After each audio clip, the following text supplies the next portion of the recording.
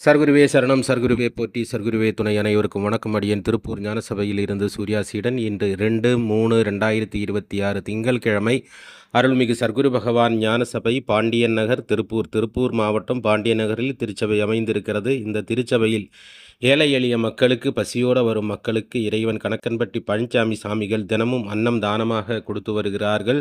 இன்று அன்னதானத்துக்காக வந்து சேர்ந்த காணிக்கையானது 1901 ரூபாய். அனுப்பி வைத்த அனைவருக்கும் நன்றிகளை தெரிவித்துக் கொள்கிறோம்.